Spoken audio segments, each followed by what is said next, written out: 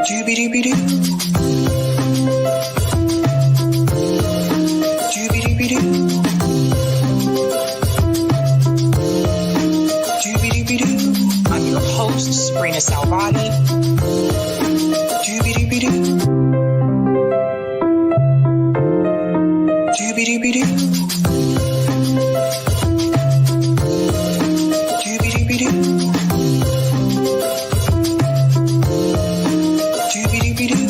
I'm your host, Sabrina Salvati.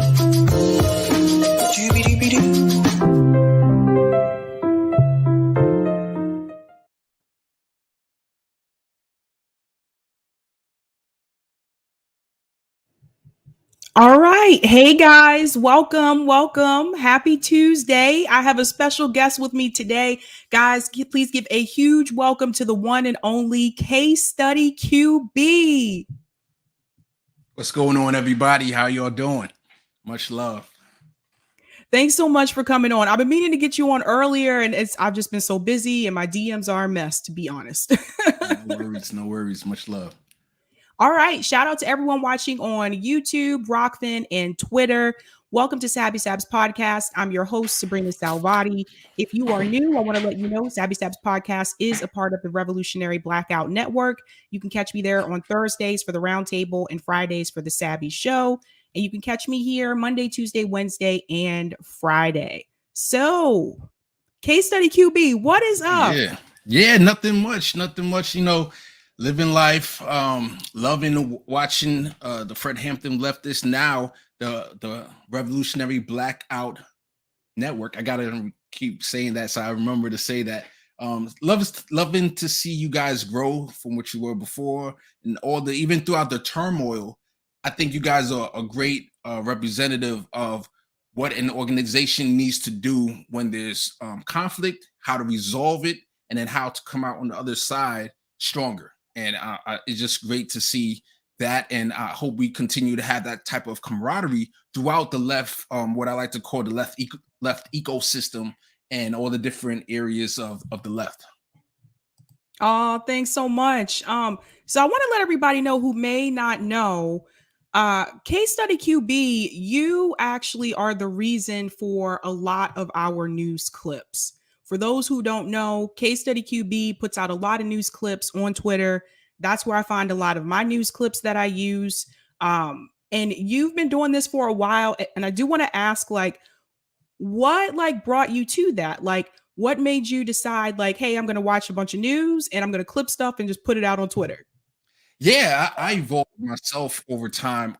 First, I've always been a political junkie from about 2007 on. But then about right before the Democratic primaries, while that was about to go on, I always used to send, much love to Dana, I always used to send clips to my dad. So he was the first person to benefit from my clips. And I used to just send him, independent news, mainstream media news. And at some point I was like, you know what, maybe I could create a YouTube channel and post this up, and maybe people would benefit from this. So I initially started out on YouTube, and it started to gain traction, but I was always getting hit with copyright strikes. So that was discouraging, because I know that at some point, at any moment, I'm putting all this work into it, any moment is going to be taken away like that, right? So I said, at some point, somebody commented in one of the YouTube chats or comments, hey, why don't you do this on Twitter? And I was like, oh, another place to kind of post stuff is going to be too much work. But I thought, you know what, let me try it out. Let's see how it works. And I started to find more traction, more success on Twitter. So I said, okay, I'm going to stop putting this stuff so I get copyright strikes on YouTube. I'm just going to go on Twitter with it. And then YouTube, I have my own show with my guys, Political Junkies, every Monday at 8 p.m. And I know my guys over there, they just started their show, Nick and Compton J. So much love to them as well, every Monday at 8. But we just started putting up our show there. And that's what we do on YouTube. And I also do Progressive War Room, where I talk about mainly electoral politics, how the inner workings of a campaign works, and I interview campaign work managers and stuff like that over there. But on Twitter, I definitely put up mainstream media clips. And the idea is it might be clips that you might not want to see, but it's good to see, like Fox News clips, for example, just to know the perspective of what the other people are seeing, right? Because we gotta like, it's almost like know your enemy. That's another reason. That's why I'm putting up mainstream media clip like Morning Joe. You know, it's like he has, or that show has the embodiment of Washington D.C. and how D.C. thinks. So that's just a couple. I don't want to take up too much time on that, but yeah. Yeah, no, it's great work because for people that don't know, like it takes a long time, like hours sometimes, to watch all these different news segments and then piece it together and then upload it. Like it takes time. So the fact that like Case Study QB does that, like I said, a lot of people have shouted him out. I've seen like a lot of people say, "Oh, shout out to Case Study QB for this clip." So definitely, if you're not doing so, follow him on Twitter. Thank you so much. You can call me Case for short. Appreciate that. And I wanted to just touch on that. Like, I think it was earlier this year that Kit from Harlan's Media, he hit me up in the DMs and said, "Hey, did you know that if I go to your account in incognito mode, is coming up as your content is sensitive information? Like I'm behind a disclaimer." I called it being in Twitter jail. And I was like, "No, I didn't know that." So I definitely checked. And if you're not following me, when my clips come up, it's going to have a disclaimer, like almost like it's pornography, where it says that this is sensitive content. So it's just interesting that they consider mainstream media clips, which is like 90% of my tweets, sensitive material. It's ridiculous. Thank you, Valerie. Yeah. It's ridiculous. Oh my gosh. So I know we have two news stories we're going to talk about tonight, but I know there's some things that you wanted to talk about as well. So let's get into that first. Thank you so much. So I definitely want to talk to you about an initiative that I'm working on. It's called the People's Gauntlet. And this is a like electoral politics kind of initiative where we are basically trying to hold progressive candidates or left candidates accountable, right? So the reason why this I came up with this idea was there's a guy named Colin Orred, and I created a YouTube, actually that's on my YouTube page as well, a video case study of this guy who was a Justice Democrat, but at some point he dropped out. I don't know who on which side decided to split ways, but he endorsed Medicare for all. But eventually, once he got through the primary, he dropped it. There's an article about like certain Democrats who dropped Medicare for all, and he was one of the people. So I was like, man, I wonder how they vet these people. And I'm not trying to disparage Justice Democrat; they were new at the time, but I was just like curious how they did it. And then there's also other organizations, Our Revolution, Democracy for America. These are people, Working Families Party, that they give their endorsement. And I'm like, how do they vet their candidates? So I said, what if there was a way for the people to vet these candidates, and then we decide who we endorse, right? So that's where this idea came from. And the people that have completed all 5 gauntlets, so there's 5 gauntlets.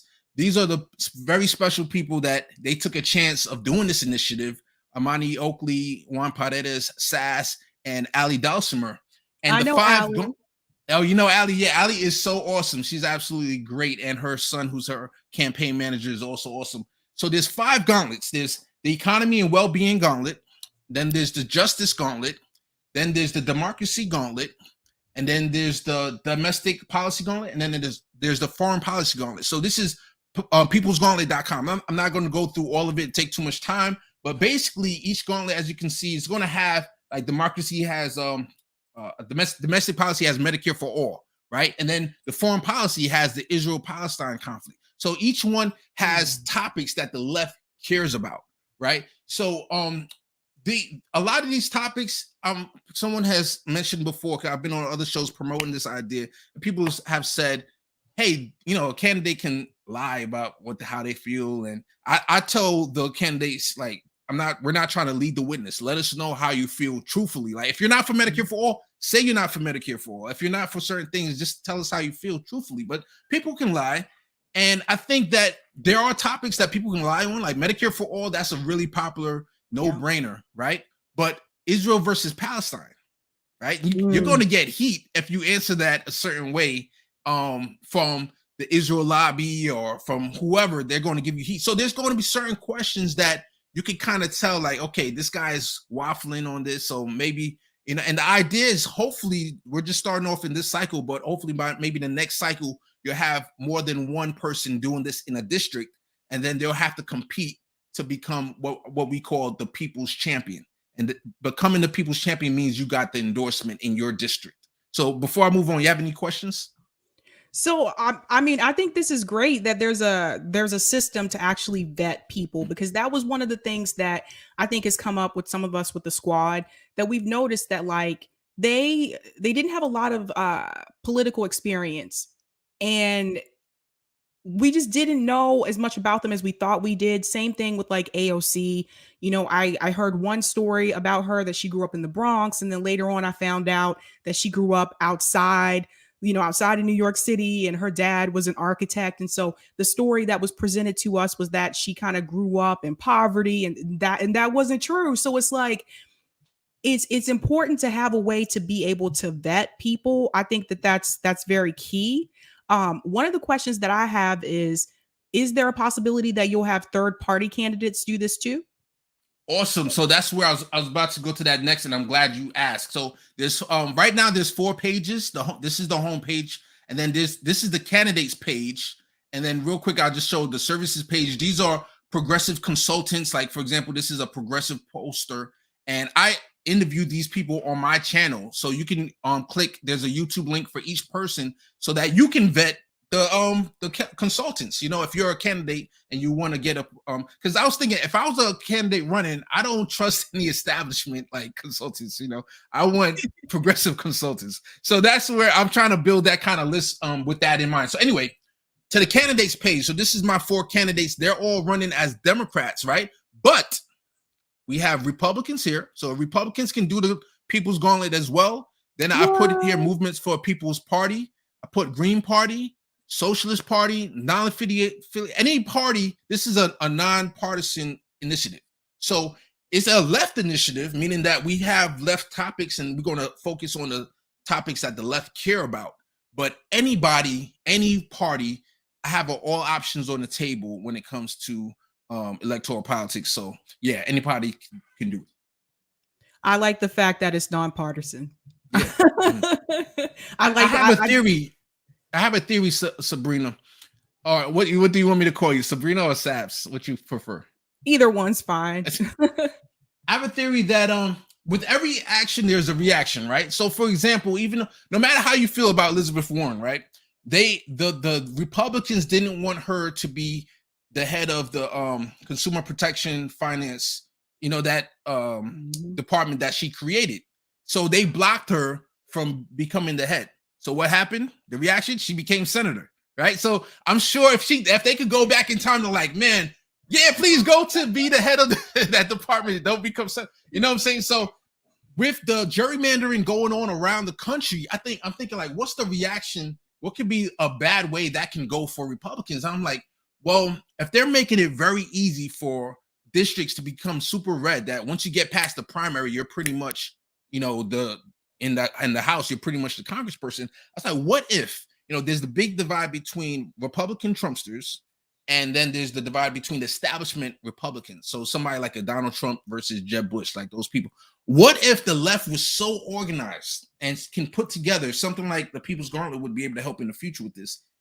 A populist Republican, that they're splitting the certain amount of the votes, but then a populist Republican could come down the middle and like be for Medicare for all, can be, you know, I'm not going to go crazy and say they're for abortion and stuff like that, but at least a couple of the issues that the left really care about, like Medicare for all, UBI, and certain other things, that can possibly work, right? And all we need is maybe like 30 of those kind of Republicans to get through, and then they could team up with hopefully people on the Democrat side to get a UBI or a Medicare for all pass. So what you think about that? You think I'm crazy or in fantasy world or what? Honestly, after Trump, I think anything is possible at this point. I'm sorry. Real, like there's no telling which way people are gonna go. So no, like I think this is a good idea. Like I'm, you know, very vocal on the show about the fact that I do not believe in the 2-party system anymore. I am pro, like if people are going to do electoral politics, I am pro third party, but I also understand that there are people who do watch me that still do want to try to do things, you know, the normal way, or the way that we're used to. So the fact that there's a system that you created to vet people, I'm sitting here and I'm thinking about this and I'm like, why didn't they have this before? Like, what? Yeah, it's a really tough thing, because I'm finding that's why the people who did the gauntlet so far are very special. Like, I call them my first class, because they took a chance on an initiative. They don't know how serious I am about doing this. Like, I'm very serious about making this happen. And there's a lot of other candidates. What's up, my man Jay? There's a lot of other candidates out there that are looking at it and they're like, they're not doing it because they don't know how. They want to know what's in it for them. Because if you get a Justice Democrat endorsement, you're going to raise $100,000 in like 48 hours, right? Just off of that endorsement. So they're thinking like, okay, if I do this, what do I get? But is that progressive? Is like, if you're doing this for the people, you shouldn't have to get something in return, right? So it is definitely, the people who are doing it right now are very special. And if you have anybody watching, if you're into electoral politics, and I totally understand, I watch you enough, Sabrina, that I know your stance on electoral politics. If there's anybody who has their favorite progressive that you're supporting right now, please tweet at them or email them and say, hey, are you going to do the People's Gauntlet, or can you do the People's Gauntlet? And if enough people hit them up, I'm hoping that they will actually do it. And that's how this is going to grow. And the idea is kind of like to force them. They're going to have, if you want to get the progressive endorsement or the progressive clout, you're going to have to do the People's Gauntlet. I interviewed a lot of grassroots candidates back in the day. I don't know, some of my newer viewers may not know this, but if you go back and watch some of my older, you gotta go kind of back, further back, watch my older videos. That's actually how I started out. I started out interviewing grassroots candidates. So Ali Dowsimer was one of them that I interviewed. It would be great to get Christine Olivio on here. She did one already. She did one. So she's not a contender. I call it being you're a people's contender when you finish all 5, right? And then the next step is you become a people's champion. But so she did one so far, and she got sick and some things happened, but I'm hoping that she continues. But she's great also. She's awesome. Yeah, like this is really interesting. Like I love that Green Party's on here, Moving for a People's Party, non-affiliated third party, Republicans and Democrats. This is really great. I like the fact that it's not just for like Democrats. This is smart, Case. I again, it's one of those things where it seems like it's a no-brainer. Like, why didn't we have this before? The last thing I'm going to mention, and then we can move on to something else, that this is the biggest. This is one of the biggest things about the People's Gauntlet. There's a couple actual phases, but I'm not going to go into that yet. Hopefully I'll come back on the show and I can reveal there's other phases to the People's Gauntlet. But the last thing I want to reveal is, remember how Barack Obama consolidated the moderates and against Bernie, right? Yep. That was, a lot of people said the Democrats cheated and that was just strategy. I would say that was good strategy. Obama, they had their connections already. They knew what they wanted. And they said, okay, I don't want to have to endorse Mike Bloomberg down the line. So let me just get Biden or whatever. Because, Mike was going to stay in as long as he could. But anyway, so the People's Gauntlet, if there's more than one person doing the People's Gauntlet in a district. So let's say there's 2 Democrats, there's a People's Socialist Party or whatever. The idea, and this might change a little bit. I'm still trying to flush this out. But basically the idea is to consolidate. So you're going to have like 3 people doing the People's Gauntlet. The people will decide who becomes a people's champion. And once that people's champion is decided, let's say you have candidate 1, 2, and 3. Number 2 becomes the people's champion. Number 3 and number 1 will drop out and endorse the other person. Or at the very least, they will drop out and say, all right, we're going to drop out. And now you're consolidating the left strength around one person. Because that's happened many times. Donna Shalala down in Florida, they had like 4 different progressives that ran in her district. They all split the progressive vote and allowed Donna Shalala to get through the primaries with like 30-something%. And then she lost in the general. So like, what if we can consolidate that left energy into one and then go up against that establishment, hopefully win and move on. So that's another powerful point that I'm hoping that people will recognize that that's something we need. Oh, wow. Oh my God. Everybody, if you're watching this and you have not had Case Study QB on, you need to bring them on your show. I appreciate that. This message needs to be spread. Like, This is no. And This Sabrina, is if you have any more contenders, even in the third party, say, hey, did you do the People's Gauntlet? And like, let them know. And I'm hoping eventually, like, people will say, hey, you're not coming on my show unless you do the People's Gauntlet. Like something like that. You know, we're going to force these people to let us know where they stand. Yeah, that's awesome. Yeah, I have a third party candidate coming on Friday. She's actually running for governor of Texas. Awesome. Okay. Hey. Yep. But okay, governors, right now we're focused on Senate and the House. Okay. So not yet for the governors, because we want to have like separate gauntlet for like specific area. So we're going to get there. I'm hoping to build out this first infrastructure, and then we'll move on in the future though. Awesome. Yeah, I mean, I like this. It makes sense. It makes sense. You should be running like your own. I'm like, he should be running like his own organization here. Well, pretty much. I have some of the contenders. They're like unofficially advising me, because I've never ran for office or did anything. Like I never volunteered. So there's questions that only they can answer as people with that type of experience. So I'm very lucky to be able to call on people at certain times to help me out to kind of develop this idea. I'm going to be working with Allie's campaign manager, her son, because I have a volunteers idea. And that when we get that established, that's when I'm gonna come back on the show and hopefully tell you about the volunteer side, because that's going to be fun. And I'm hoping to add, just to give you a little hint, I'm hoping to gamify volunteering. So what that means is if you knock on doors, you get 1 point. If you host the event, which is harder, you get 25 points. If you phone bank, you get 1 point per call. So, and then as you accumulate points, you're going to get certain things that you can do with that. So that's the idea. I'm hoping to flesh that out. I'm excited about that, and hopefully we can get that going also. Wow, awesome. I want to give a quick shout out to Roger Meadows. Thanks so much for the tip on Rockfin. Corporate media is pornography. Oh, you know Roger too? No. I'm just giving a shout out to Robin. I know Robin in the chat. Much love to Robin. She's helping me out. She's actually helping me out with the new People's Gauntlet logo. So Robin is excellent. She's awesome. Robin. Yeah. Thanks so much, Roger. He said corporate media is pornography. That's real obscenity. So maybe Twitter is warning us of harmful material. I have not completely given up on progressive Democrats, only federal. New York State progressive Dems did to Cuomo what we hoped the squad would have done to Pelosi and Dem leadership in pushing progressive policies. They make AOC look like a loser. Look like L. Graham. Check your state progressive Dems. Let's elevate them, and ballot initiatives. Thanks so much for that, Roger. Go ahead. I was just going to say, like, I want to put my card on the table, because I'm sure there's people that's going to say, oh, you're sheep herding people into electoral politics, or sheep herding people into the Democratic Party.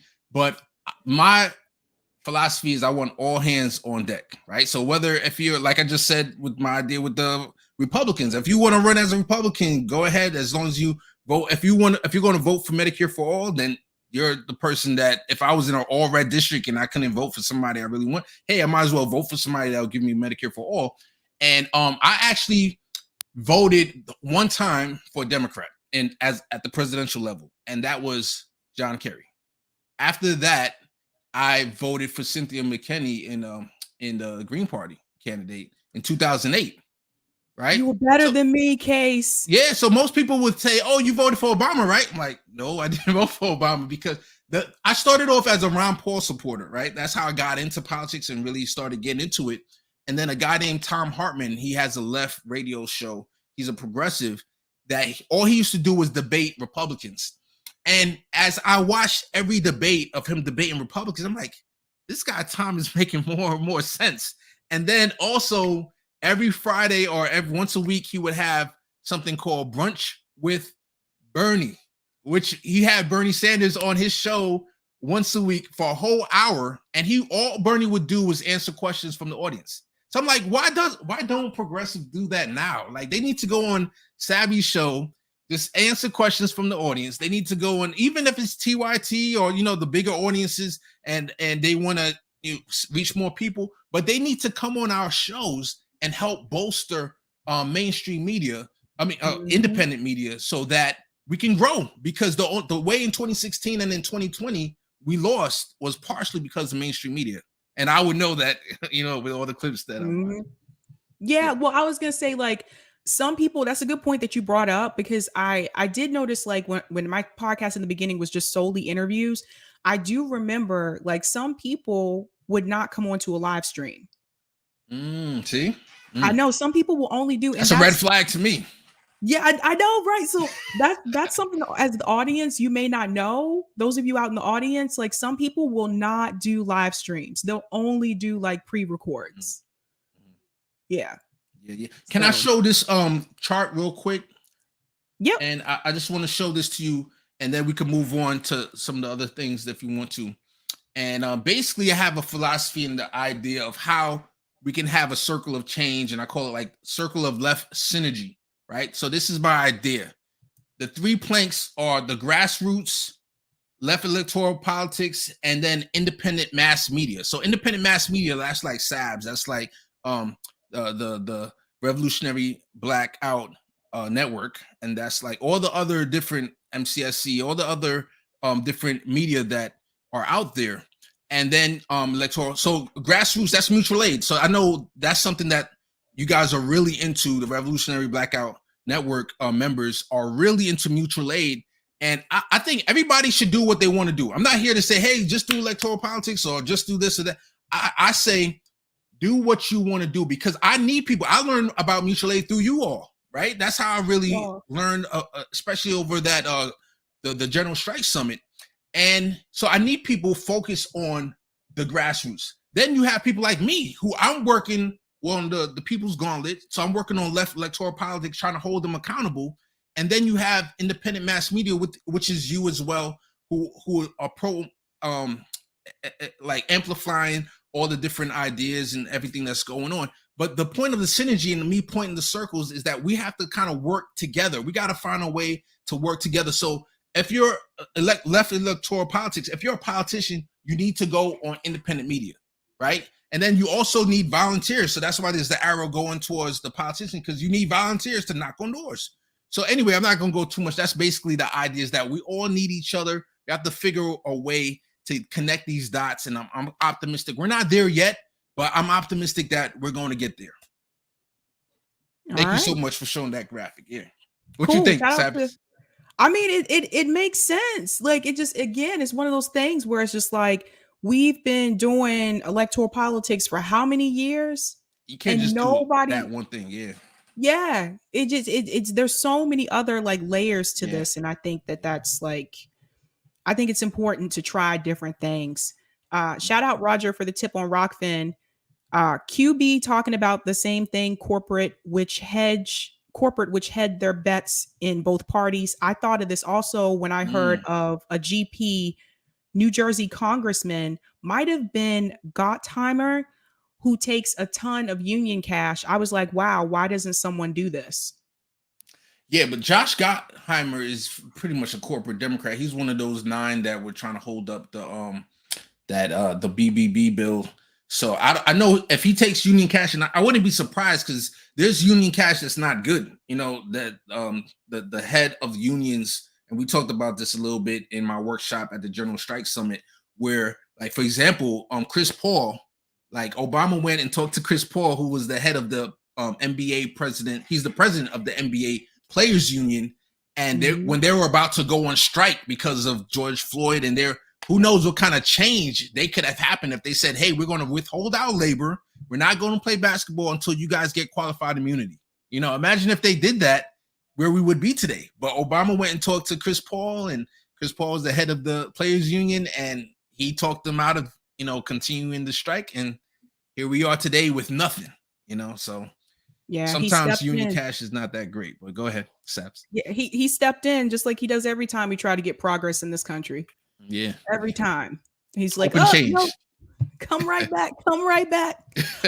I know, like, you had questions for me. Yeah. Do you want to wait till the end, or let's do your articles? Let's do your articles. If you want to do that now, that's fine, and then we could do that then. All right, cool. Shout out to Roger for the tip on Rockfin. Change begins in the states case. LOL, you're hustling backwards, baby. Get behind them state lawmakers, governors, and ballot initiatives first. Ballot initiatives are the way forward. Hartman is more liberal than progressive. Yes, Brunch with Bernie, 3 p.m. to 4 p.m. on Fridays. Oh, he remembers, yeah. The late Greg Ed Schultz also platformed Bernie. Yeah, he was also great. Like I said, whatever you are into doing, do that, because we need somebody who is going to focus on ballot initiatives. You know, my role right now is I'm working on electoral politics and holding candidates accountable. If that's your plan, do that, and I will be in solidarity with you. I will vote whatever ballot initiative you get on your state, or if I'm in New Jersey, I will vote for that ballot initiative. That's all what I'm asking for. You know, everybody is not going to be able to do everything. There's certain people who focus on Julian Assange, you know, and promoting him. And I see that a lot of people on MCSC network, especially, God bless them. We need somebody that focuses on that. You know, we got Independent Left News who focuses on stories that go underreported a lot of times. We need people who do that. Then we need people like Sabs that we're about to discuss some things that are really at the top of the food chain of what's on the minds of politics, what's on CNN. We're about to discuss that too. We need the Vanguard, who talks about the drama of different shows and these things. That's entertainment too. So we all can't be in the same exact lane. That's why I call it the left ecosystem. There's so many different lanes that we could be in. Yeah, that's true. That's well said. Like, we all can't do the same thing. And I think sometimes people don't understand that. Like, well, why don't you guys do this? Why don't you guys do that? Like, everybody kind of has their niche. And that's kind of, you know, how we go.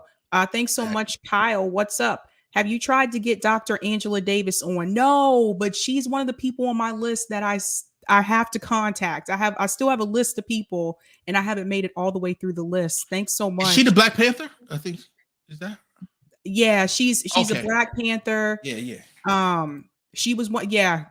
Thanks for the reminder, Kyle. Because that's the thing. Oh man, I would watch that. I would love to see you interview her. Listen, I start lists, and then I hear you. And thanks so much for the super sticker, Kyle, as well. Thank you.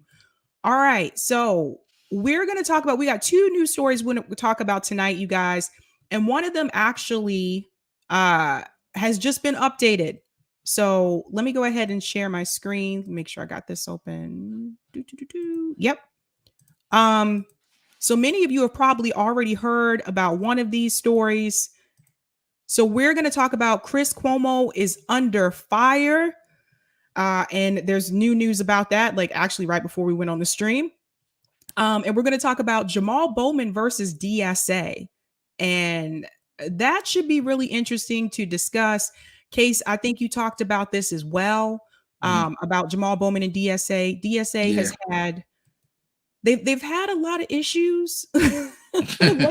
I don't know. Yeah. They've had a lot of issues. So which one you want to do first? You want me to comment on JAMAAL BOWMAN right now? Yeah, I'm going to pull up the article for that. Okay. I'm not going to read the whole thing, but I'm going to give people the gist of it because people need to know what's going on. So basically, long story short, you guys, purge at DSA. Why are activists trying to expel Representative Bowman? JAMAAL BOWMAN's victory over Eliot Engel, former chair of the House Foreign Relations Committee, was celebrated by the left. Now, some in that socialist organization are calling for the New York Democrats' ouster. What gives?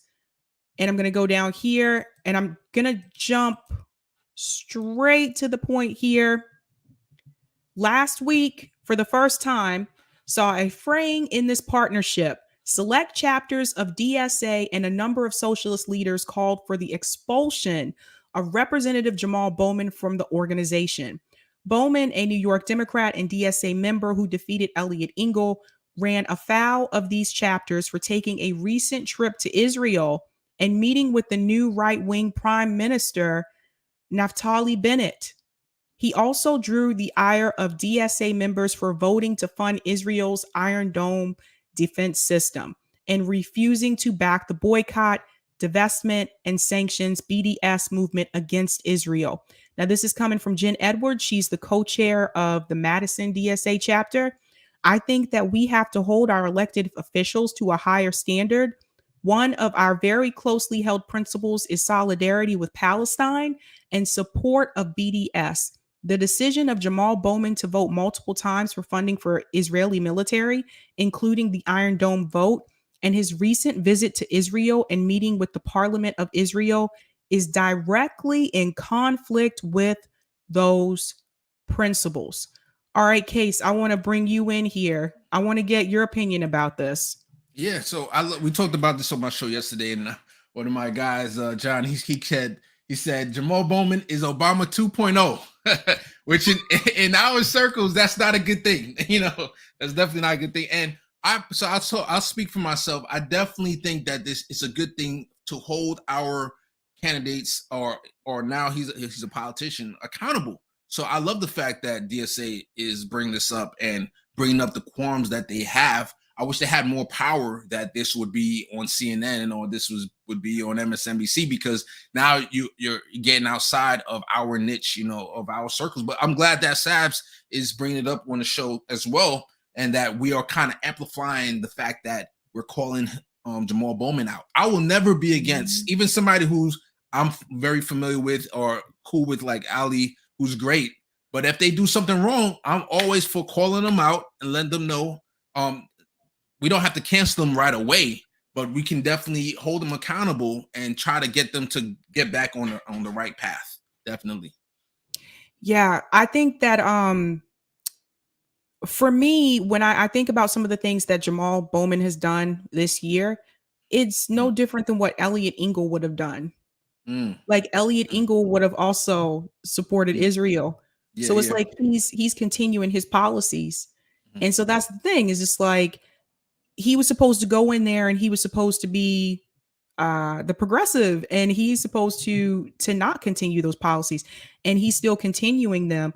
And it's just, for me, I think it's disappointing, because especially like as an African American, because for me, and I've said this multiple times before, like I stand with Palestine. And because to me, when I think about the struggle, and I've seen multiple videos on this, when I think about the struggle, to me right now, it seems like the Palestinians are the Black people of Israel.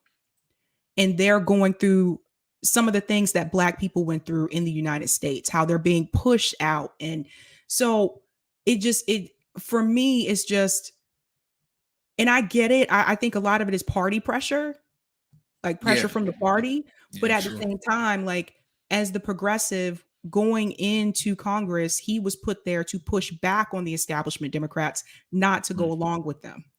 So the only thing I would say that it's not exactly Engel is during the BBB negotiations for the Build Back Better Human Infrastructure. There's so many names. It was badly marketed. He was one clip that I remember that I believe he was on CNN with Cori Bush, and they were both advocating for the Build Back Better bill and making sure that the Democrats the progressives hold together and not pass the bipartisan bill, which was that other bill with all the corporate goodies, that they were trying to pass both of them together so that they can have the leverage to both pass the 3.5 trillion, which is the human infrastructure, along with the corporate bill. But unfortunately they failed out. So I don't see Engel doing that. And there was other clips that he was also on by himself advocating for that progressive policy. But the thing that I don't understand, and in the article it said it as well, both AOC and Bernie are against BDS, boycott sanctions, and it's crazy that this is a nonviolent action. Like, period. Boycotting is nonviolent. Sanctions is nonviolent. And divestment is nonviolent. So what tool do you want the Palestinians to use? Are people who are for Palestine and their freedom? What do you want us to do?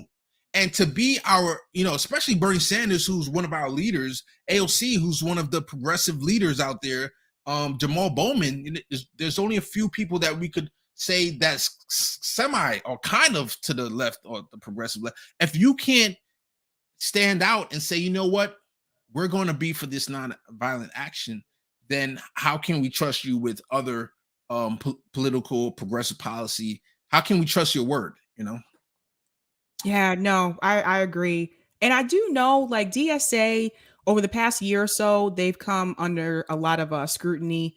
I think there's national DSA, and then there's different chapters. Yeah. And so, for example, DSA, the chapter in Massachusetts, I've actually heard good things about. They have put socialists in office here. But then when I talk to people about national DSA, I don't get that same good feeling. It always seems to be that way. Like the people at the top, I don't know if they're in cahoots with like AOC. They're cool with AOC. They have her number, or they have certain, people, Bernie's number or something like that, where it seems like they just, when you get the higher they get up on, and there's the outside game, then there's the inside outside, and then there's the inside game. And like, as you move closer to that inside outside. So for example, like Black Lives Matter, the organization is kind of more on the outside, right? While NAACP is on that inside outside because they have access to the president, right? But they're not going to be as radical as the Black Lives Matter. So it's like, as you get closer up there, you become less radical. One beef that I heard, I interviewed a DSA person that she's at the local level. She said that the majority of the dues money goes up to nationals, and they give them like crumbs, like let's say it's 10% or something like that. Like, it's a little bit of the money. And so now they can't build that ground infrastructure, really. So that's one of the critiques that I heard. Can I address one of the comments I saw in the comments real quick, that somebody said that they are not leaders, right? They said, Cryptician said they are not leaders. They are Democrat Party sellouts. So I agree with that point that you said they're not leaders, because a leader would say, hey, even though everybody in Congress is against BDS, I'm going to be for BDS. That's a leader, right? And that's the type of person we're waiting for. I know Kyle Kalinske had a video that I put up a couple clips because I thought they were pretty good, where he talked about being an enforcer, or being somebody that is willing to take the media heat and being able to take just that vitriol. And we need the only thing that I'm afraid of, Sabs, is that every cycle I feel like we get a little bit closer to somebody being that person. And I'm afraid that if 2022 brings in that type of person that will go on Sab's show, that will go on Revolutionary Blackout Network, that would go on other channels, that we won't be ready to like kind of embrace them, and then they're left out to the media is going to be vitrioling them, and then we're going to be thinking that they're just like AOC. And like, I just hope that when that person does come and they're giving the Democrats hell, or even if it's a third party, that we're able to say, you know what, this person is different. Let's get behind this person. So, okay. So for me, like personally, I'll talk to anyone. I tell people that like on my show, I'll talk to anyone. I may not necessarily agree with everything they have to say.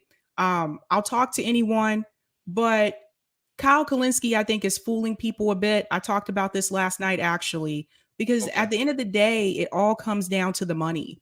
And there's someone who is really knowledgeable about this. I actually interviewed her on my show. That's Cynthia McKinney. And Cynthia McKinney was explaining to me, like, the reason why you don't have anybody in Congress or the Senate willing to go to the mat for these issues. And it's because you get in and you don't really get to change the party, but the party changes you. So what happened? I saw that whole interview, by the way, Sabs. Well, go ahead. Yeah, it was very good. Yeah. So it's like the people who do decide to like push back and fight back, like Cynthia did, they either isolate them in such a way where I guess they don't have like support and backing, so they'll leave on their own, or they will push them out. And that's what happened with Cynthia. That's how she ended up going to the Green Party. So she was one of those people that was like challenging establishment Democrats like often. And I guess they got to the point where they were just like, wait a minute. She's actually trying to do things here. Like, she actually means what she said when she was running. So the problem, I think, is you have to change the organization. You have to change the organization as a whole. And this is why I always tell people that as long as you have the money in, that's the root of the problem. Like, as long as you have politicians in Congress and in the Senate that are taking money from Blue Cross Blue Shield, from Raytheon, from Goldman Sachs, those people are always going to hang together and chill together. And I think the disappointment where I saw with people like the squad is that they couldn't even come together. when it was time for them to vote as a block for things that would really help and benefit the American people, they couldn't even vote together. Cori Bush told us herself, she said they vote as individuals, they vote for their districts. So it's like there's an immense amount of pressure to the people that do come in and are supposed to be those people to push back. And Kyle Kalinske knows that. He knows that the root of the problem is the money. And this is something he used to preach to us over the past like year or so. So I think he's being disingenuous. And I think he's preaching the narrative right now that he's getting paid to preach. And this is not like towards you, but it's just I kind of see the writing on the wall, and I can tell when someone's being fake. So I can just tell that he's just saying, he's giving these talking points that his sponsors and his donors want him to say. So that's something that we have to be wary of too. And I've said this to people as well. Not everybody in this space that's doing independent media is 100% independent, because there are people like TYT, Majority Report. They are connected to other networks, or they're connected to sponsorships. And so you can tell when the narrative starts to change. So do you know Kyle, if he has corporate donors or something? Because from what I understand, he only gets money from like regular people, from what I understand. So that's news to me. No, because someone sent me something that said that Crystal Kyle and friends have sponsors, that they have sponsorship. That's interesting. I watched Crystal Kyle and friends. They said the only way they get money is through the Substacks, and that's it. Like, and when I listen, I don't hear any sponsors or anything like that. That would be news to me if they have like a corporate sponsor. I'm just saying that from what I understand, they only get money from literally they get money from that $5 Substacks. But I totally hear what you're saying. And I had a point that I lost the point, but I'm all I could do is be optimistic. I try to be optimistic, because once you lose hope, it feels like you just want to give up. But hopefully we'll see what happens. I just hope that the next cycle brings that person. Maybe we're 1 or 2 cycles away, a leader, a real leader that's going to stand up and say, hey, that's the point I wanted to make. So I clipped out a clip recently of Marjorie Taylor Greene, and she was talking to, I think, Matt Gaetz, and she was saying, Kevin McCarthy, I think, their leader, they're in the House. She's like, he's not going to get my vote unless he does this, and this. He kicks out Liz Cheney, and you got to kick out this person. And I was like, man, now imagine if that was AOC saying in the public on Sab's show, I'm not going to give my vote to Nancy Pelosi unless she does, unless Biden does like Medicare, legalize weed, put it on the Schedule 1, or maybe he doesn't even have to do it, Biden. Let's say it's something that she has to do. Not until Nancy Pelosi brings up Medicare for all for guaranteed vote that I'm going to do this. And I was like, wow, look at this. Marjorie Taylor Greene is doing this. Why can the House Progressive learn from Marjorie Taylor Greene? I think the thing is like going into it, some of them like wanted to do those things. But then when you have people like Nancy Pelosi come to you and say, hey, if you want a career at this, if you want to get this committee seat, this is what I need you to do for me. So that's the thing. Like, some people go in and they don't want to be careerists, but after they get there, they're like, you know what? This is a pretty cushy deal. I'm getting paid pretty well. If I 5 years, I get like a pension, can get like a book deal. I might as well like stick with this. So I think that's part of it. And then the other thing is, I just think that, again, like there's a lot of like immense pressure that goes along with, because when we look at the squad, like there's not that many of them. I mean, they are outnumbered, and they're outnumbered by people that have more political experience and have been there for a long time. So there's that goes along with it as well. But again, I still say that it all goes back to the money. So that's what I think is very interesting, that Swama Sawant, who's fighting for her life over there in Seattle, unfortunately they're trying to recall her. So give her some love if you can. But one thing that I commend her for is, even though she gets a city council salary, like whatever that is, I can't remember exactly what it is, she like cuts it down to minimum wage and donates the rest back to her socialist alternative group, so that they can build that money and use that for infrastructure. That baffles my mind, because like if you get into Congress, you're making, I think, 175K or something like that a year. So you're making 6 figures. So imagine somebody goes into Congress and says, you know what, I want people to make, $15 an hour. So I'm only going to pay myself $15 an hour, and the rest I'm going to donate to whatever. And so that I can stay close to the people and remember how they live. Like, that would be crazy if somebody did that, like crazy in a good way. But again, you have to be a leader. You would have to be somebody that stands out and do something like that. And I think that a lot of it comes back to the class divide as well, because one of the things I've learned, especially as I get older, is that at the end of the day, people back their class. So there may be people who are wealthy, maybe upper middle class, who have good intentions and want everybody to have health care. They want everybody to have a living wage. But if they are faced at a point where, do I back people who are lower class than me and help fight for them and be ostracized by my class? Or do I stay with my class, stay with my social group, and just tell people that I want those ideas and I want people to fight for those issues? And that's the big thing. And we talk about this a lot on Revolutionary Blackout Network, is that when you talk about the class divide in this country, at the end of the day, it comes down to a sense of urgency. And people who are wealthy, like Kyle Kalinske and Crystal Ball, they can tell you to fight for these things, but they don't have to actually get out in the streets and fight for it because they already have all these things. There's no sense of urgency for them. They don't really need it. So they can tell you to stay in the Democratic Party. They can tell you not to vote for third party candidates. They can continue to tell you that because they don't need these things. Some people needed these things yesterday. I have people who email me, who DM me, and they tell me that, like, look, I don't know how I'm going to pay my rent next month. I don't know, how I'm going to be able to pay for food, to buy groceries. So there are people who need these things solved today. I know people who have mountains and mountains of medical bills. And so again, for people who are wealthy, a part of that wealthy class, they don't have to deal with that. Yeah, that's the problem I have with those people, is the fact that they say like Democratic Party is the only way, because then you're really sheep herding people into the Democratic Party.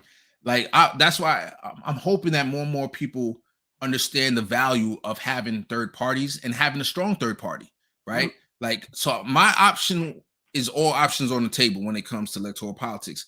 And I would love to see the Communist Party have 1 million members, Socialist Party 1 million members, DSA, Socialist Alternative, Movement for People's Party. If they had 5 million members, that they are each, not people in two at the same time, but if we had 5 million members, now that's a good amount of people that you could build solidarity around, that we can push whoever's in Congress. So what I mean by that is, back in when FDR was doing the New Deal, the people that pushed him, as Richard Wolff, the Marxist professor, what he would say, he said that there was, I believe, 2 socialist organizations and 1 communist organization that built solidarity with unions, and they built that New Deal coalition that was pushing FDR.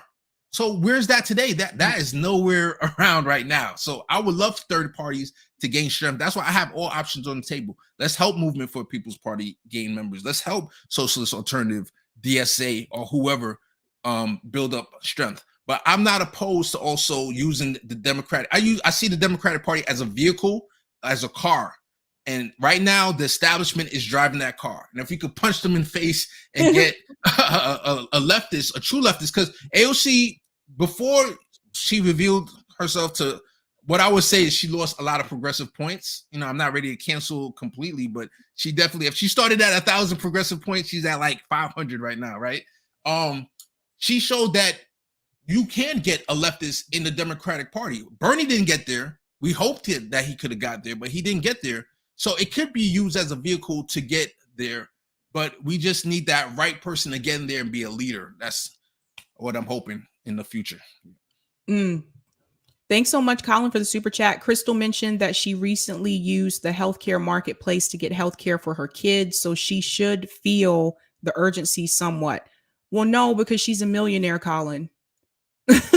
Like, that's the thing. Even though you use the healthcare marketplace, if you're a millionaire, you're a multimillionaire. Nah. Thanks so much for the super chat, though. I do want to go ahead and get into the Chris Cuomo story, because I'm surprised that they did this. I honestly didn't think CNN had the guts to do it. I'm just being honest. I'm gonna go ahead and share my screen. But guys, I've literally found this out like right before we went live. So I have a different article now. But long story short, here we go, ladies and gentlemen. CNN suspends Chris Cuomo indefinitely. Oh, Boom. wow. CNN is suspending primetime anchor Chris Cuomo indefinitely pending further evaluation after new documents revealed the cozy and improper nature of his relationship with aides to his brother, former New York Governor Andrew Cuomo. The benched anchorman is declining to comment. Oh God, Case, he's declining to comment, not the guy who talks all the time. No, Wow. no. You know what's funny? This reminds me of when Donald Brazil gave the answers to Hillary Clinton, and then it came out, for that debate against with Bernie ahead of time, and then it came out later on, and they was like, "Oh, she's surprised. Oh, I'm sorry, I didn't mean to do it." CNN has such a bad reputation. This is not the first time that Chris Cuomo got into hot water, or that we knew that he was helping out his brother. And every single time they was just letting him back on the show. There was no consequences. And I guess it's finally built up that they had to do something. It's just not looking good. Yeah, I think that came from above. Let's see. Second hour of Anderson Cooper 360 will air in Cuomo's place on Tuesday night. Tuesday's announcement about the suspension was the equivalent of a cable news shockwave. Cuomo's 9 p.m. program is frequently CNN's most watched hour of the day. Wow, I didn't know that. He is a larger. I heard that he's the most popular. Maybe that's why they were very hesitant to do something like this. Yeah. Oh. Yeah, because their ratings already dropped like after Trump. Yeah, overall, I think overall across the board is not great. The only person that's always been up there is Fox News, but on the CNN particularly, is like he's the Rachel Maddow for CNN, because Rachel Maddow always gets decent ratings when her show comes on. Yeah. Oh man. It says he is a larger than life presence at the network, and he was determined to stay on TV this year despite a flurry of sexual misconduct allegations against his brother, which culminated in the governor's resignation 3 months ago. But new documents released on Monday showed that the veteran journalist was more intimately involved than previously known in shaping his brother's defense. The New York Attorney General's office released transcripts and exhibits Monday that shed new light on Chris Cuomo's involvement in his brother's case. The documents, which we were not privy to before the public release, raised serious questions. When Chris admitted to us that he had offered advice to his brother's staff, he broke our rules, and we acknowledged that publicly. But we also appreciated the unique position he was in and understood his need to put family first and job second. However, these documents point to a greater level of involvement in his brother's efforts than we previously knew. As a result, we have suspended Chris indefinitely, pending further evaluation.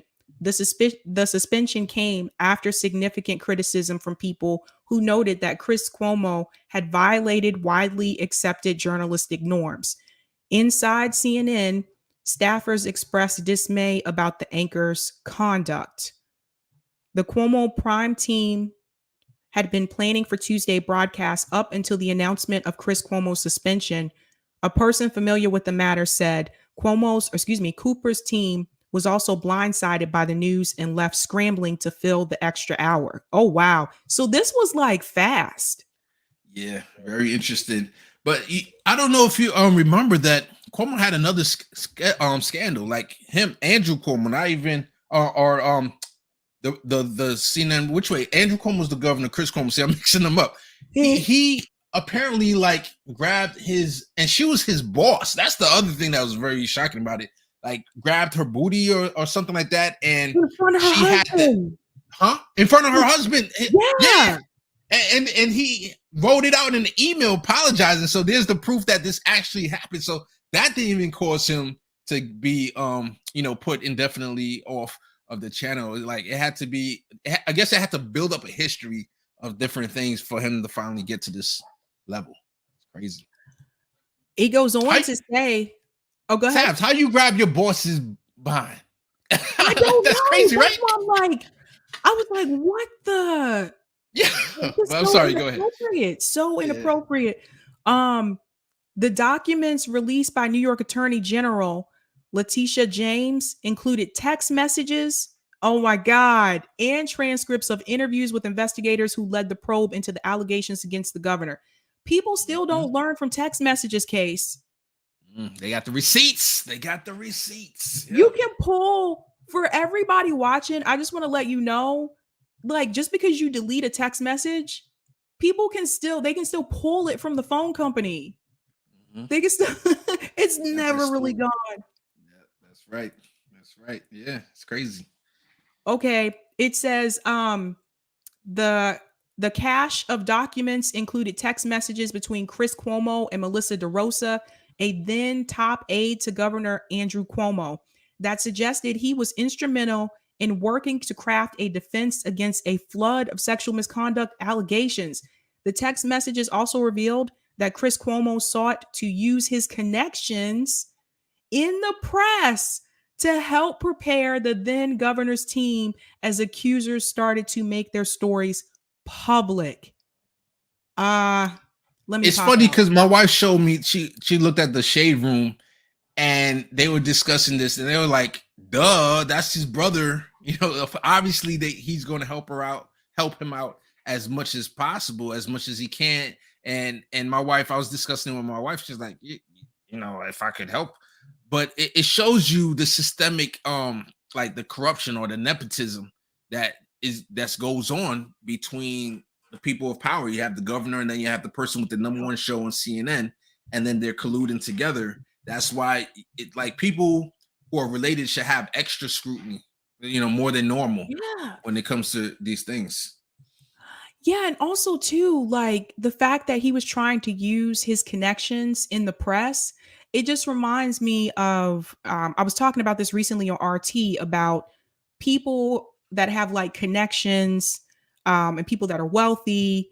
They have a better chance of the criminal justice system because, like, if you know the right people, this is why, like, celebrities, it's easier for them to get off and not actually go to jail for things that ordinary people would Yeah, go to jail yeah, for. So yeah, he was taking advantage of the system, you guys. yeah. Yep, it's crazy. That's unbelievable. Murioki said, I just can't believe Chris Cuomo would do this. I held him in such high esteem. He threatened to throw a guy down the stairs one time, Murioki. I That was on remember that. video Yeah, too. that was. I think they called him Fredo. He was called Fredo. Yeah, yeah. And that's what he was like. Yo, I will. What he said? I would do you or something. I would something. He looked like he flipped out. He just blacked out or Yeah. something. He told the Yeah. guy, he was like, that's the equivalent of calling someone the N-word. He said, I'll throw you down these stairs. I was like, what is this? Like, oh He said I my would God. end you. I think, but I could be wrong. I don't know. But yeah, yeah, it's crazy, crazy guy. Oh my God. So this is probably going to get a lot more news, you guys. And I'm interested to see like other commentators talk about this as well, because it's just like Chris Cuomo was one of those people on CNN that was really known for like, I guess I want to say challenging people that came onto the show. Like he challenged Bernie a couple of times. Like he would ask Bernie like all the time, like, how are you going to pay for it? How are you going to pay for it? It's Yeah. just ridiculous. And now it's like, this is the one person that now he doesn't want to talk. Now he has nothing to say. The one thing, if there's one thing I would say about Chris Cuomo was that when Bernie would go on, at the end, he usually would say, hey, if you want to take a whole hour of the show to just talk about whatever you want to talk about, we can do that. And I was like, okay, Bernie, did you just hear what he said? Have a whole hour on Medicare for all, or have a whole hour on whatever your pet project is. And he never did it. So I don't know if maybe, you know how somebody could say something out in public and then, you know, when you try to arrange it, they're like, I was just kidding. I don't know Yep. if that was the case, but if he was truly somebody that was truthful about that, that's a missed opportunity that I wish Bernie would have took advantage of. And that was Yeah. during the primaries, like during that time. Yeah. Well, it's one of those things too, where it's like, I don't know, maybe this happens more so with women. You can let me know, Case. But it's one of those things where I feel like you see a friend that you haven't seen in a long time and you just happen to run into each other, whether it's at the mall or the grocery store or whatever. And they're like, oh, I haven't haven't seen you forever. Yeah, we should get together sometime. Yeah, we should. But you don't really. Baby. That is hilarious. That could be it. There's times that guys can do that too. So yeah, but that might be it. Who knows? I know. It's just one of those things where it's like you're trying to be cordial, but it's like, yeah, we should get together. And it's like, yeah. Oh, yeah, I got a new number. Here's your number. It never happened. So that might be what happened for real. Yeah. Oh, man. Yeah. So this should be interesting to see how this plays out. I don't know how they're going to continue to fill that time slot. But I heard that like people at CNN, like they just work around the clock. Have you heard that? Work around the clock, meaning what? There's somebody there 24/7? Mm-hmm. Yeah, I'm pretty sure this is a 24/7 news organization. So there's certain times of the hour, because I'm up pretty late, that they're off the air, but I'm pretty sure somebody's always there. Yeah, pretty sure. All right, Case, I know you got some questions for me. Yeah, I'm gonna do rapid fire because I don't want to hold you up. I'm fine. I don't know if you have like 10 more minutes or something. Let me ask you before. Oh, I'm good. You're good too. Okay. So the first question I want to ask you is about your Boston mayor. You got a new progressive, because she was actually known as the person taking the progressive lane in the Boston mayoral race, and she won. So one of the things that was on her plank was free public transportation. And the recent action that she impressed me was she is doing a pilot bus transportation where she is requesting an appropriation request for $8 million to make the 23, 28, and 29 bus lines free for 2 years, and then expanding a groundbreaking pilot. That's what it says. So like this, I don't expect anything to happen overnight. Like even Medicare for All would be rolled out over 4 years or whatever. So this is her plan. This is the first step in that direction. Are you? My first question is, are you impressed? And then also, you're on the ground in Boston? What else have you heard about this new mayor and etc.? Yeah, Michelle was the favorite. I know at one point it seemed like people were either for her or Andrea Campbell. And then Andrea Campbell's campaign kind of fizzled. I don't know why, but it wasn't it wasn't promoted as much anymore. But with Michelle, I am surprised that this happened this soon, because she literally like just won, you guys. Yeah, she just won. But it's needed here. That would help a lot of people to have those bus lines free. I think another issue that we need to solve here is access. And for those who don't know, a lot of the neighborhoods in Boston that are predominantly Black neighborhoods, there isn't as much access to public transportation. So Dorchester, for example, which is the largest neighborhood in Boston, there's like maybe one or two, if you want to count, if we're counting the JFK stop. Some people say that's not really Dorchester. There's maybe like one or two T stops there. That's what we call the subway here, is called the T. And so, and that's the largest neighborhood in Boston. So what would happen is I would see like students, they would tell me they had to take 3 buses just to get to school every day, because there's just the access. And it's like that. The further, I hate to say it, but it's more common in the predominantly Black neighborhoods. Most of the public transportation access is in Boston proper. So the expensive I hate to say it, but the more expensive neighborhoods. And it's been a problem for a long time. But her doing that, like the free access, I think it could work. I think it's a good idea. Baltimore already has something like this, or they did a couple years ago when I went back to visit my family. Really? Oh yeah, it's a free one. There's a certain route that it takes, that the bus, it's like a light rail kind of, that it takes. But like if you're trying to go into the downtown area, you work down there or whatever, like it's free. That's something that the mayor did there. So if that can get accomplished, that would be really great. Not everybody works at a company that gives a discounted T pass. So if your company doesn't give you a discounted pass, it's actually pretty expensive. You have to pay full price.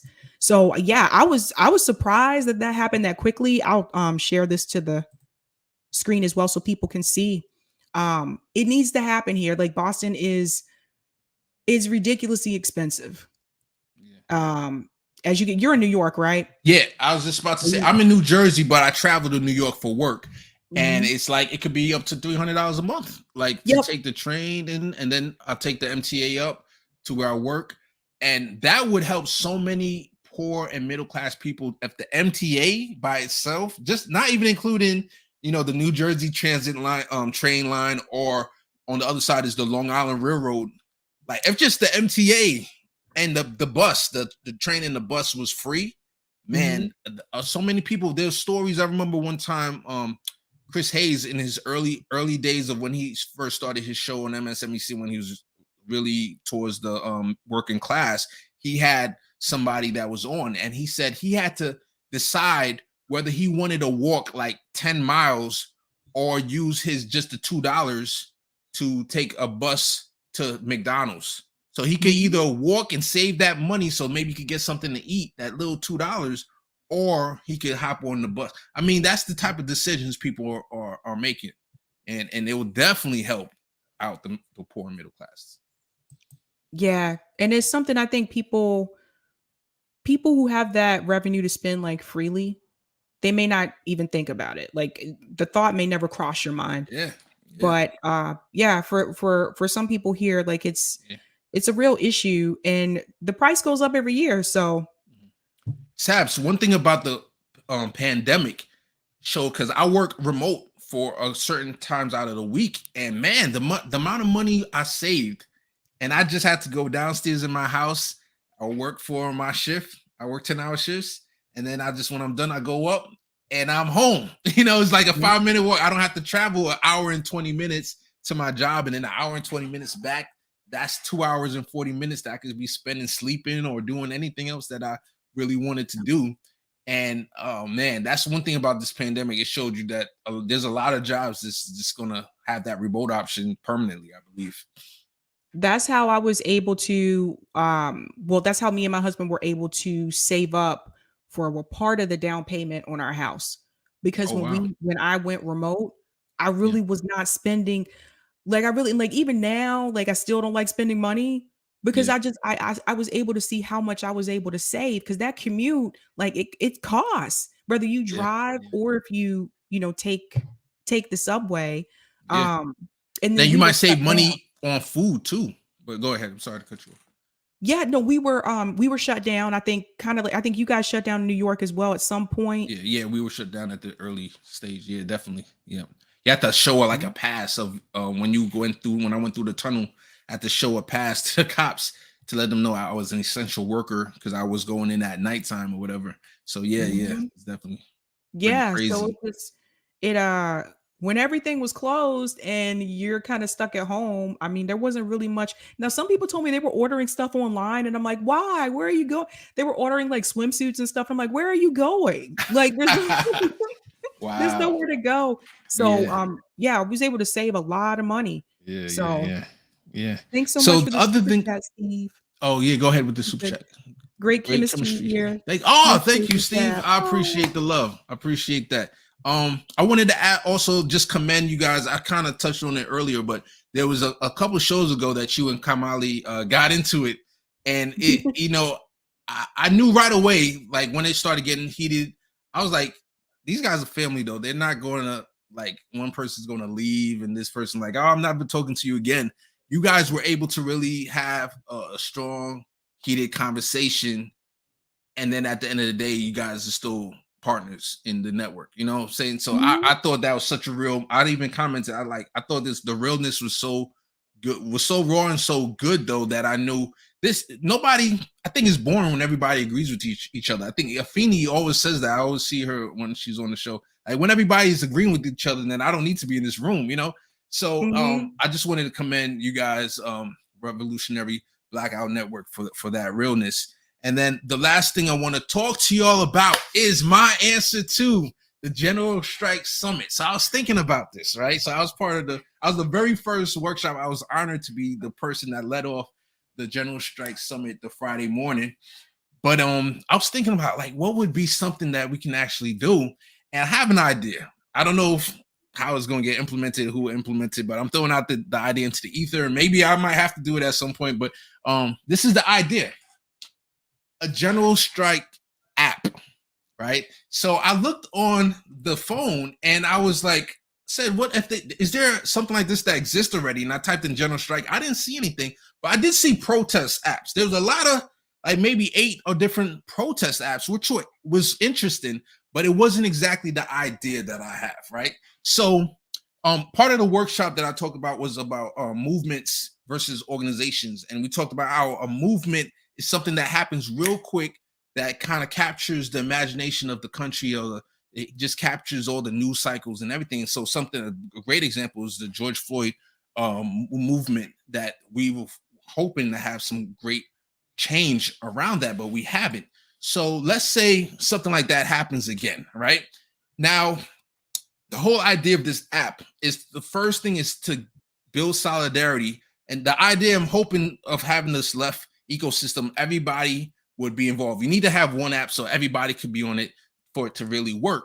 Now, if we could build the amount of members, of course it will be free and it have to be open for everybody. But if we could, let's say we build 100,000. I'm going to go with not even 1 million yet, but let's say we get 100,000 people.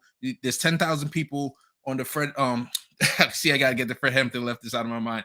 The Revolutionary Blackout Network. It's 10,000 people there. Go to MCSC. They got people. Got all the different people. Now, what if we get a Jimmy Dore or TYT, or Kyle Kalinske, Breaking Points? If we get everybody involved, we could get, let's say at the very least, 100,000 members, right? Okay.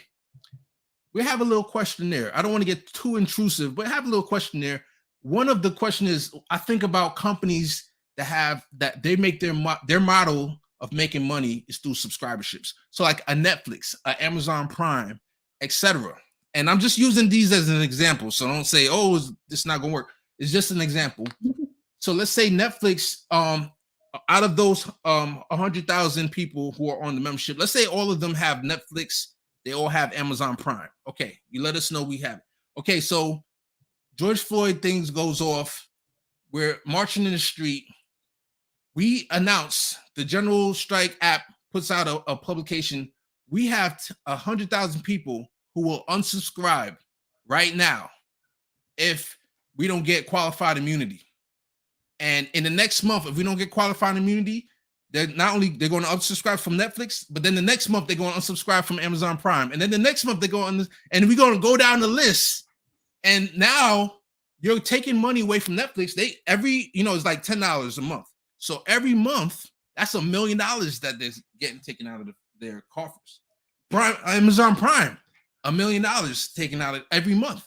Now, if you could time that around, because these guys are corporations where at certain points of the year, the physical year, the stock market looks at the number so that the stock market will either go up or go down according to the amount of subscribers like Netflix has, right?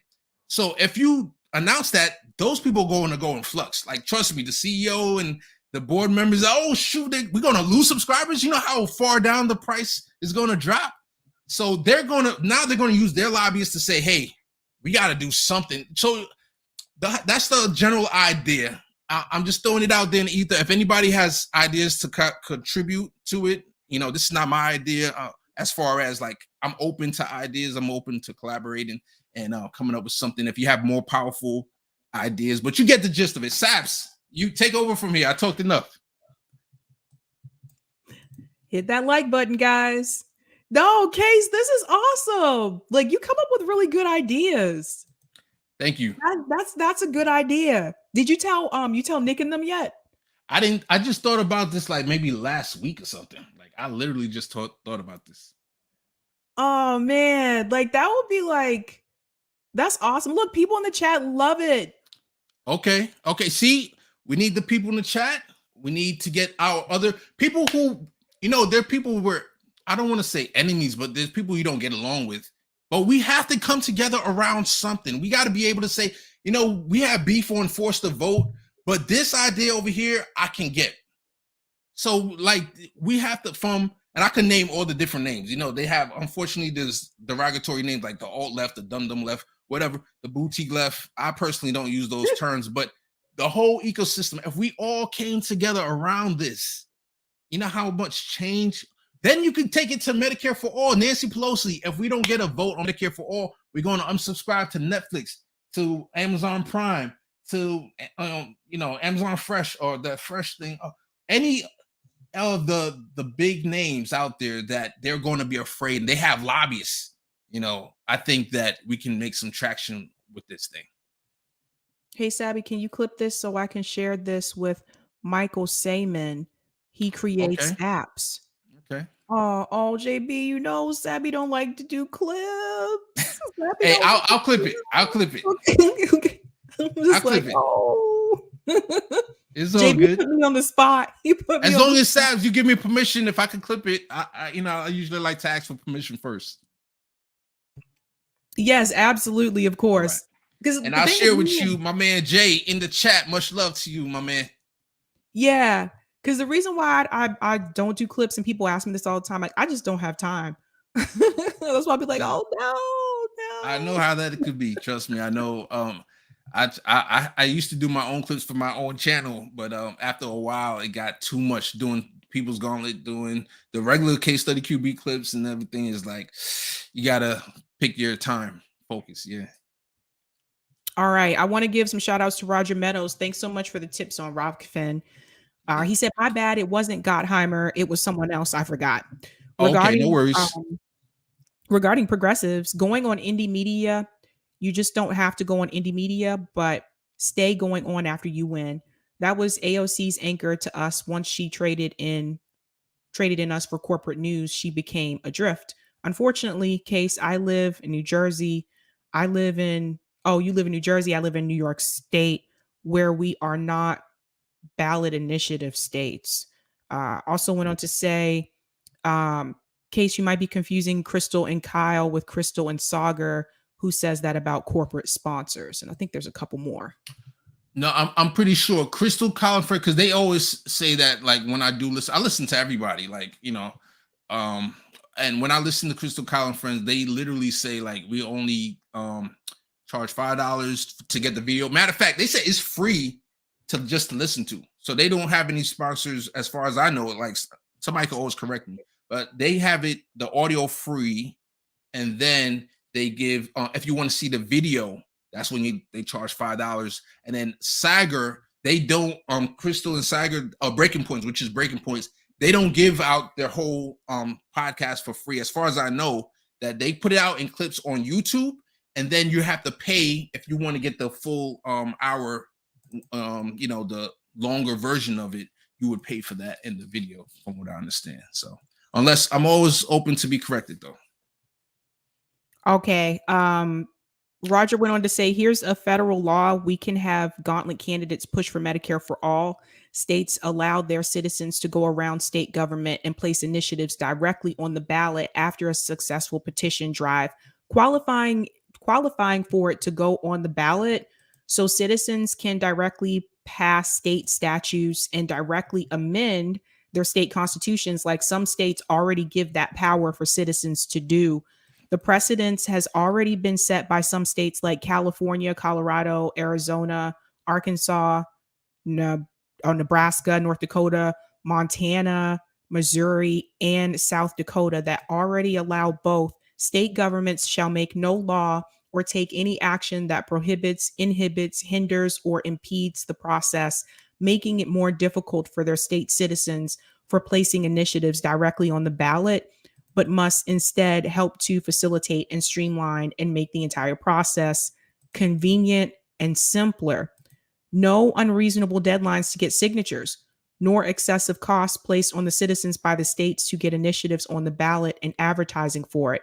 The Independent Federal Commission on Ballot Initiatives, made up of civil servants, shall be formed for voters and state government to appeal to and hear out in case they feel they're being treated unfairly.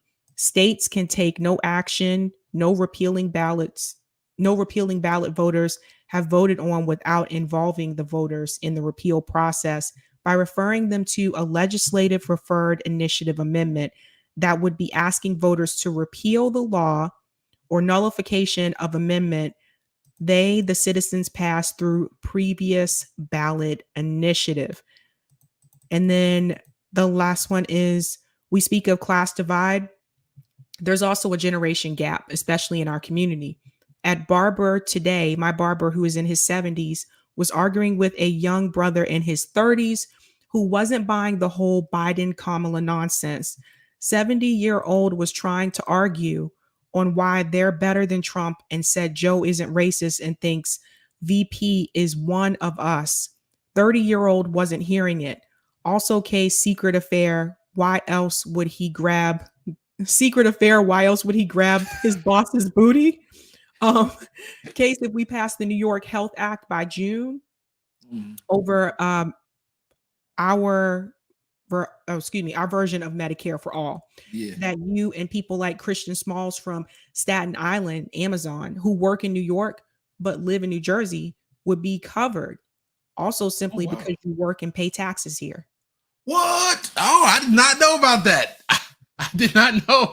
I know Kit has talked about it on Heartland's Media a couple times, but man, that would be very interesting. I would be very interested in that because I do work in New York for 10 years. Roger knows a lot. Roger knows Good a lot. stuff, Roger. Wow. That's good news. It sounds like New York State might be the first ones to pass it, by the way. I hope so, because I think it failed the last time, but we're getting like socialists or getting into the assembly and stuff like that. So we're really pushing, like it matters to get the right people in office. So hopefully it happens. I'll definitely support it. Yeah, most definitely. All right, Case, like it's been Can fun. I give a quick shout out to I see some people that I see very often. So Gamer for Life, We're Pilgrim, of course, Robin, who's helped me out with the People's Gauntlet logo. And then I saw Miguel H in here somewhere, but those are my people that I see usually in Heartland's Media. And I not troll, but I'm in the chat hitting them up. Much love to you guys, and to everybody else, even people who disagree with me. That's what this is about. We talking about electoral politics, and we talk about different things. But I saw somebody, remember when I said AOC went from 1,000 points to 500 points? They said no, she's at 250 points. I saw somebody put that there. So I thought that was funny. But much love, and to my man JB, who's a part of the Revolutionary Blackout Network. Much love to you, JB. Yeah. Hi, JB. All right. Thank you so much, Sabs, for having me on the show. I really appreciate it. I had fun. Thanks so much for coming on. Yeah. All right, guys. Tomorrow, come back 7 p.m. Eastern Standard Time. Garland Nixon will be here. We're going to talk about defunding the police. There was a debate about that recently with Brianna Joy Gray on Bad Faith Podcast. And I really want to get his take on it because he used to be in law enforcement and he also used to be a correspondent on Fox News. So it'll be interesting to hear what he has to say, his take on it. So definitely. Thanks so much, Case. Thank you so much, Sabs. Thank you. And I look forward to next time. All right, guys. Have a good night. Keep up the fight.